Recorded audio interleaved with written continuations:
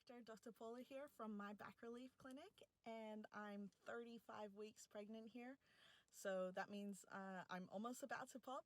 And this video is for you if you're pregnant and you don't know whether you should see a chiropractor. So obviously your body has gone through a lot in the last 9 months, or going to go through a lot in the next 9 months if you're just newly pregnant, and there might be a little bit of hesitation of whether you should see a chiropractor.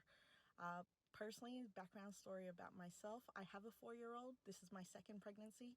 I use chiropractic before, during, and after, just to keep myself in tip-top shape and physical shape. I obviously used a whole lot of other things to help keep me as healthy as possible, and I still have that same intention this time round. But I found that treating a lot of pregnant women, that a lot of the anxieties was just wondering whether it was safe to see a chiropractor to get adjusted, or what it even looked like to get adjusted. So I'm just about to get adjusted by Dr. Sunny, the other chiropractor in My Back Relief Clinic, and I thought I'd just share a little video of what it looks like to get adjusted whilst almost at full term, obviously. So I hope you guys enjoy. All right, see ya.